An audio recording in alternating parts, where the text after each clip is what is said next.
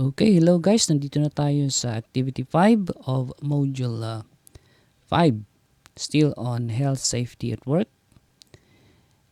And Activity 5 is all about ways to make work safer and application. So I would like to tell once again guys that this video consists of chapters. So if you want to view a particular part which is in your module, so just click the video description below. Makikita ninyo yung mga timestamps doon. Click lang ninyo yung mga timestamps and mapupunta na kayo sa part ng video na yon, ano? And nandun din sa baba ang mga links ng iba't ibang videos for our modules, no? So para mas madali ninyong mahanap ang mga hinahanap ninyo. So okay, so let's go back to our Activity 5, which is all about ways to make work safer and application. So here are the objectives of Activity 5. Number 1 is tell 3 ways or methods of controlling hazards and staying safe. So meron kayong papag-aralan na 3 paraan para makontrol natin o maiwasan natin ang mga panganib o hazard para tayo din ay maging ligtas. So, kailangan matutunan ninyo yun, 3 paraan na yun. And then, identify the best ways to address a specific problem situation. So, ano ba yung mga pinakamabisang paraan para matugunan natin ang mga iba't ibang suliranin sa bawat sitwasyon, no? So, may kinalaman ito sa hazards or panganib, emergencies, no? Okay, so hazards may be difficult to control, but it is not impossible. There are generally 3 different methods of controlling hazards. Let's read about these methods and answer the questions that follow. So, sinasabi dyan, ang hazard daw ay minsan mahirap natin iwasan, no? Mga panganib mahirap nating iwasan, pero hindi naman ito imposible. Kaya din natin basta mag-ingat at alam natin yung mga dapat nating gawin para maiwasan ang mga panganib, no? So 5.7, controlling hazard. Tingnan natin ito. So meron tayong 3 na hakbang or paraan para makontrol ang hazard. So method 1 is remove the hazard. So ang ibig sabihin, alisin ang panganib. Pwede mo bang alisin ang isang panganib o isang peligro? Method 2, improve work policies and procedures. So pwede natin baguhin ang mga policy or mga alituntunin sa workplace natin para matugunan ang pangangailangan sa pag-iingat, no?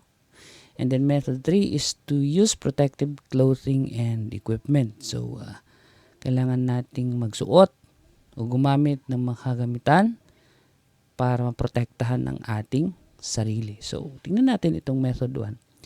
The best control measures remove the hazard from the workplace altogether or keep it isolated away from workers so it can't hurt anyone.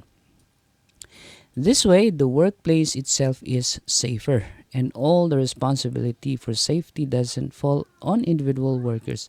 Here are some of the examples. So, ang sinasabi dyan, pwede daw natin alisin ang mga panganib totally, no? Kung pwede, no? O kaya itabi natin, no? So, narito ang mga ilang halimbawa. Una is examples. Use safer chemicals and get rid of hazardous ones. So, alisin yung mga masyadong mapanganib na chemical. Gumamit tayo ng mas safe, no? Mas hindi delikado. Store chemicals in locked cabinets away from work areas. So, itago natin ang mga chemicals sa may lock, no? Para hindi madaling makuha. Para hindi nakakalat, no? Use machines instead doing jobs by hand. So, pwede rin tayong gumamit ng mga makina sa trabaho. So, have guards around hot surfaces. So, dun sa mga bagay na mainit, so pwede tayong maglagay doon ng harang para maiwasan na masagi o mahawakan ito, no? So that is method 1, removing the hazard or remove the hazard. Method 2, improve work policies and procedures. Ano naman ito?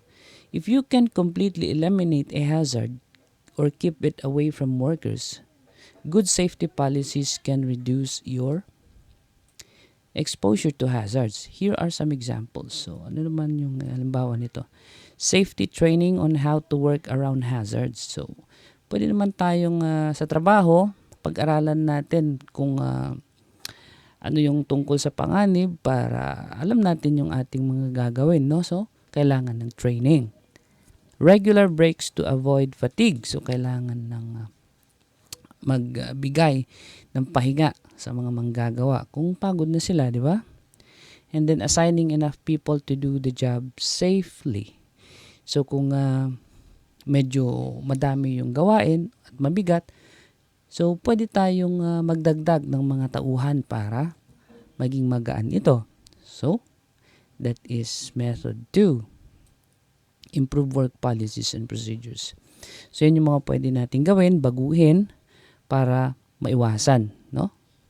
Ang panganib or peligro. And then, itong method 3, use protective clothing and equipment. Personal protective equipment is the least effective way to control hazards. So, ito daw yung pinaka least na effective, no? Sa tatlo. So, however, you should use it if it's all you have here. It's all you have. So, kung hindi natin pwedeng alisin yung hazard at hindi rin natin pwedeng baguhin yung paraan o pulisiya para maiwasan ito, so kailangan lang nating magsuot ng mga pamproteksyon sa ating sarili, di ba? Oh, so kaya nga ito yung sinabing pinaka-least. So, anong gagawin dyan? Ano yung isusuot natin? Gloves, steel-toed shoes, hard hats, respirators, safety glasses, hearing protectors, lab coats, or smocks. So, ito yung mga pwede nating gamitin na isuot natin sa ating katawan o sarili para maprotektahan sa hazards. So, yan yung tatlong paraan, no? So, eto, meron tayong gawain. Think about 2 hazards you identified in activity 4, either at home or in workplace. Use the 3 method. 5.7, controlling hazard to list answers to these questions. How can these workplace hazards be reduced or eliminated? Okay, so, di ba meron tayong nilistang hazard doon sa last na activity natin, sa previous na activity. So, ngayon, gagamitin natin dito sa tatlong method kung paano natin maiwasan, no? Para maging safer tayo sa isang gawain doon sa trabaho or doon sa napili natin na hazard na yun. So, hazard 1. So, meron tayong example dito, no? So, ito yung example natin doon sa previous activity. Yung hazard number 1 is undisposed garbage along the sidewalks, no? So, hazard din ito. Mga basura na nakakalat doon sa ating sidewalks, sa hallways ng isang supermarket. So, ano ba yung solution 1 or method 1? Sabi dyan, prohibit the placing of garbage along the sidewalks. So, pwedeng ito siguro sa administrator ng supermarket, pwede niyang gawin yan, no? Ipagbawal yung paglagay ng basura doon sa sidewalks, along the sidewalks. Or remove the garbage bins along the sidewalks. So, ang gawin na lang siguro sa bawat pwesto, dapat meron ng sari-sariling basurahan, ano? So, alisin na lang yung mga bins na nakalagay doon sa sidewalks. Okay? And then, solution number 2, method 2, improve work policies and procedures. So, ano yung mga pwede nating gawin? Dito naman, assign designated garbage area within the market. So, maglaan na lang ng isang lugar para sa paglalagyan ng mga basurahan para minsanan, no? Hindi along sa hallways, kundi isang specific area na mas safer at mas madaling ayusin yung mga basura. And then, Practice waste segregation and recycling. Pwede rin ito, no? So, yung mga mapakinabangan pa, pwede nating itabi, i-recycle. Okay? And then, schedule collection of garbage. So, sa supermarket, kailangan merong schedule para kung kukunin, doon mo na lang ilalagay doon sa hallway para hindi maikalat, no? So, kung time na ng pangongolekta ng basura, saka mo lang ilalagay doon. So, ito yung method number 2. So, dito naman sa method 3, solutions using method 3, protective clothing and equipment. Dito, so, pwede naman natin na para hindi may kalat yung basura, lagyan natin ng cover. Cover yung basurahan, no? Okay? And then, kung sa pag-handle naman ng garbage, kailangan mong magsuot ng gloves and mask. So, yan yung hazard number 1. So, eto meron pang susunod, hazard number 2. So, tignan naman natin itong halimbawa dito.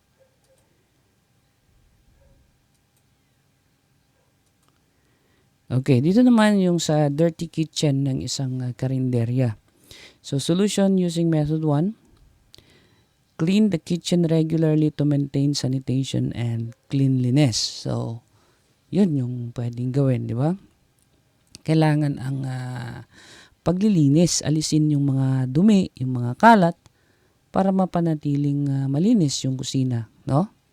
And then, solution number 2, observe sanitation practices in the kitchen like proper waste disposal.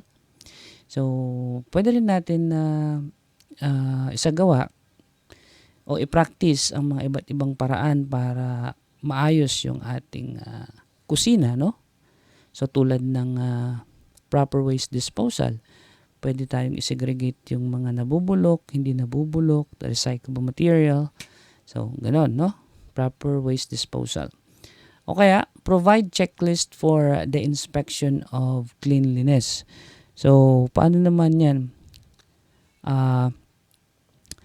Dapat meron tayong checklist doon sa kusina. For example, yung part ng kalan. Yung kalan, malinis. Kung malinis, ilagay mo doon, check.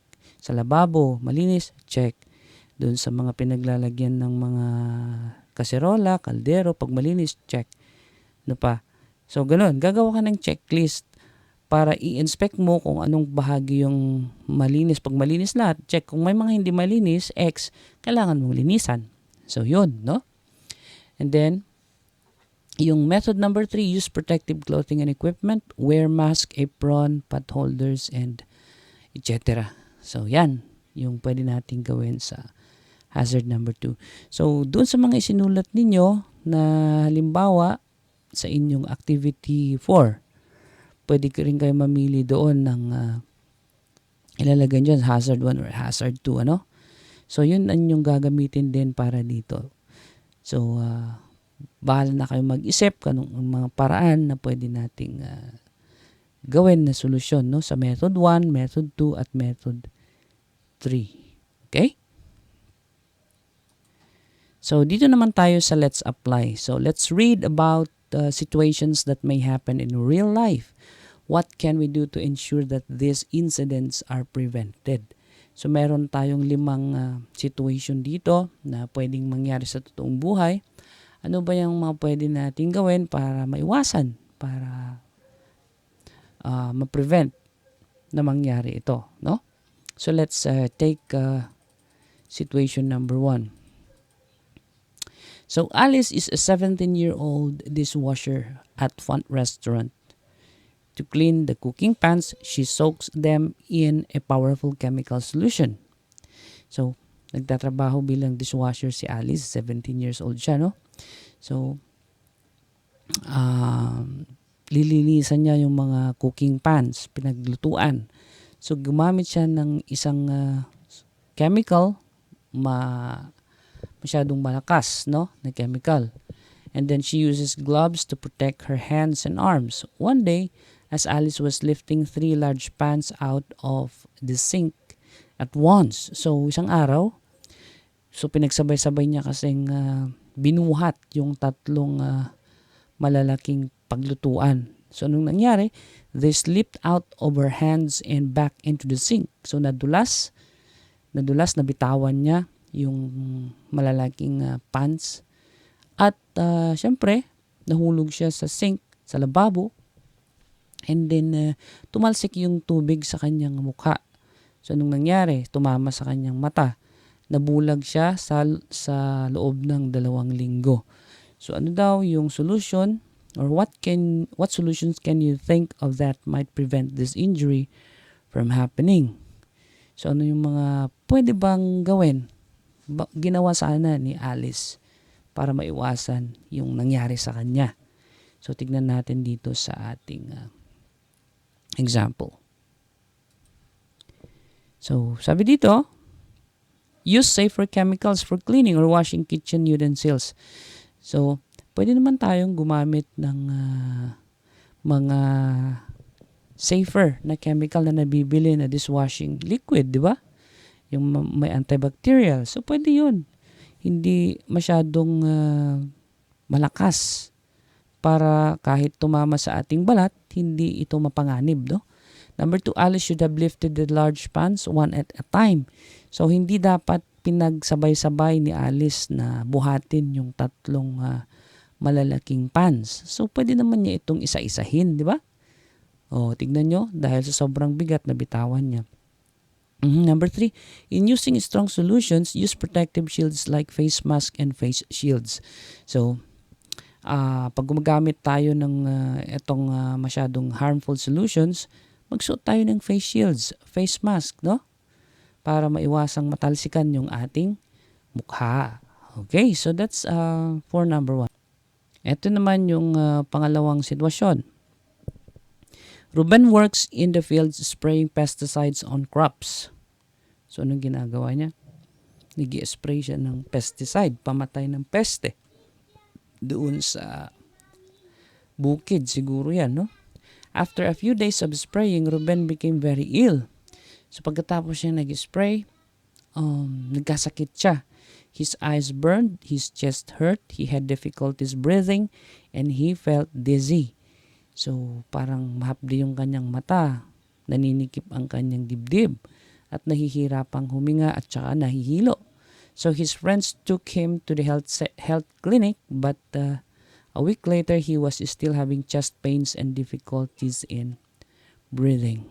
So pumunta nga siya sa clinic kasama ng kanyang kaibigan, pero mga 1 linggo masakit pa rin yung kanyang dibdib tsaka nahihirapan pa rin siyang huminga. So ano kaya nangyari sa kanya? Siguro nalanghap niya yung pesticide. Marami siyang nalanghap. Siyempre lason yun, di ba? So ano yung pwede nating gawin para maiwasan ito? Ito yung suggested na sagot. So solutions. Number 1, when spraying pesticide and other harmful and dangerous substances, use protective clothing to protect yourselves in contact with the substance, no? So, sa paggamit natin, pag-spray natin ng mga insecticides or pesticides, kailangan nating protektahan ng ating sarili. Magsuot tayo ng mga damit na mahahabang manggas, di ba? Tapos magsuot tayo ng face mask. Ano pa yung mga dapat nating protektahan? Gumamit tayo ng panakip sa ating mata, no? Para yung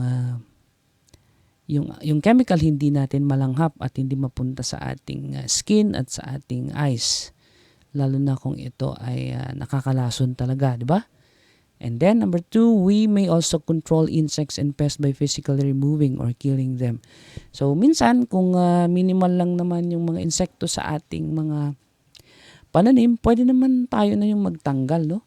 So papatayin natin yung mga insekto, mga peste, kaysa naman gagamit tayo ng lason. So kung pwede nating patayin gamit ng ating kamay, so gawin na lang natin. Mas natural yon, no? Or you may use safer chemicals, no? Na pwede nating gamitin para sa mga insecticides or pesticides. May mga hindi naman masyadong mapanganib or malakas na lason. Okay, so that is the suggested answer. So, etong susunod, ito naman si Abdul. Tignan nyo yung larawan nung nangyari sa kanya.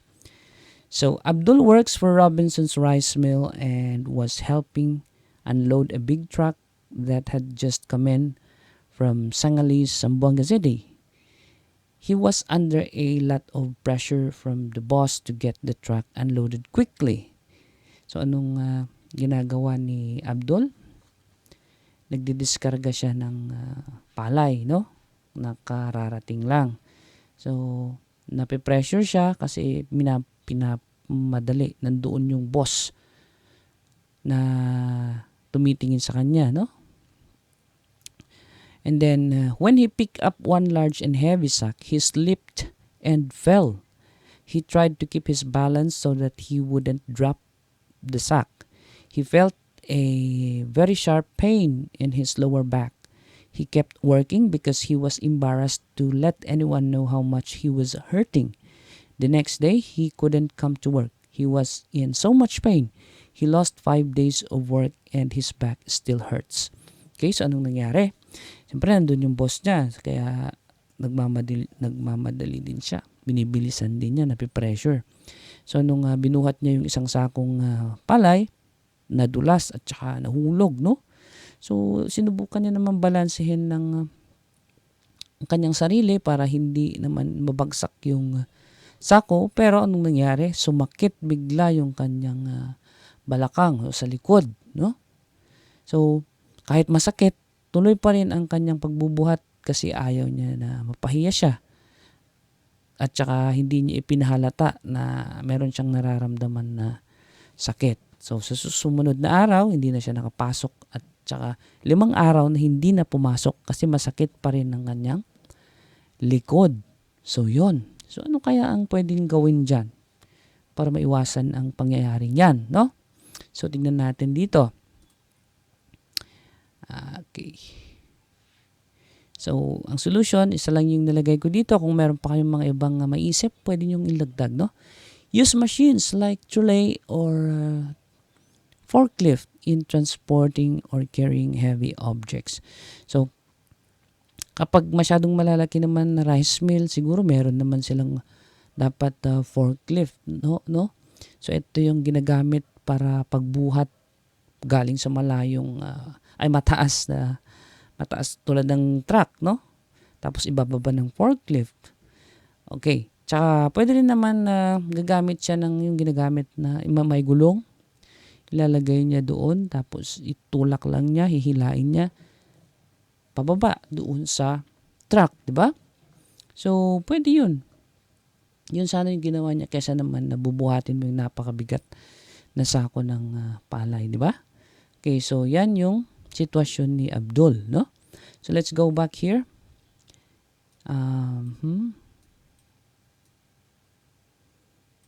Eto naman. Si Patrick, 18 years old. He is very proud to have gotten a job working as a waiter in a hotel restaurant. So, anong trabaho niya? Waiter. One day, he slipped on some stairs while carrying a bowl of soup. He tried to stop his fall but burned his arm and a customer's back in the process. He also injured his back when he hit the stairs. So, anong nangyari dito? So, siya ay nadulas doon sa may hagdan habang meron siyang dalang isang mangkok ng sabaw, no? So, sinubukan niyang huminto para hindi mahulog yung sabaw, pero anong nangyari? Natapon, tumama sa kanyang kamay, tsaka sa likod ng isang customer. So, anong nangyari? Siyempre, na baliktad siya, tumama yung kanyang likod doon sa may hagdan. So, yun ang nangyari. So, ano kaya yung pwedeng ginawa sana ni Patrick dyan para maiwasan yung pangyayari? So, let's see the example. Okay? Yan. Solutions. Use working shoes which is resistant to slippery floors. So, gumamit ng sapatos na yung hindi madulas, no? So, meron namang sapatos na kumakapit. So, yun dapat sana ang kanyang suot, no? And then, always observe extra care in the workplace. So, kailangan natin parating mag-ingat sa trabaho, no? Extra care, lalong-lalo dyan, may mga customers. So, kailangan natin dahan-dahan, mag-ingat tayo. So, yan yung sample lang yan, no? So, pwede nyong dagdagan yung mga sagot dyan kung may mga maisip pa kayong iba. Okay? So, yan yung, meron pa ba? Meron pa. Eto, si Kasim. Kasim works for a construction company that makes large office buildings in Lamitan City. So, ano naman ang trabaho ni Kasim? Sa construction, no? Gumagawa sila ng mga buildings. One day, he arrived late and realized that the other workers were already up on the roof. Na-late siya. So, yung mga kasama niya, nandun na sila sa taas. With some supplies in his backpack, he quickly climbed the ladder as he did not want to get in trouble for being late. So, meron siyang dala na backpack, may mga gamit doon, no? So, binilisan niyang umakyat sa hagdan kasi ayaw niya na siguro may masabi yung mga kasama niya sa kanya. Kaya binilisan niyang umakyat sa hagdan. So, while scurrying up the ladder, he slipped and fell. Ano nangyari? Nadulas siya, tsaka nahulog, no? He survived but broke several bones in his back and spent 3 months in cast. So, ano nangyari? Nahulog. Buti na lang, nakaligtas naman siya. Pero, nagkaroon ng fracture sa mga buto sa kanyang likod. At 3 buwan siya na nagpagaling. Na may nakalagay na benda sa kanyang katawan. So, ano ba yung mga solusyon o prevention na dapat ginawa sana ni Kasim para hindi nangyari sa kanya yon? Okay, let's see. Sample answers. Ayan. Solution. Number 1, avoid being late. So what will you do? Wake up early. Tama. So dapat parating magising ng maaga para hindi tayo malate sa ating work. He should have climbed the ladder carefully. Yan. So kahit na-late siya, tandahan pa rin yung kanyang pag-akyat sana sa may hagdan, no? Dapat nag-iingat. And then use protective and safety gear like rope attached to his body. So doon sana sa pag-akyatan, meron din tayong gear. 'Di ba meron nakasabit sana doon na tali na nilalagay sa katawan para kung ma-outbalance man tayo sa pag-akyat natin, hindi tayo mahuhulog bigla, no? O hindi tayo mahuhulog kasi meron yung tali na nakasabit sa ating katawan. So dapat meron 'yon, no?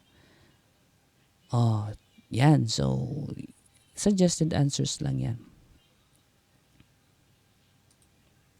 Okay, so wala na, no? So that's the end of activity 5.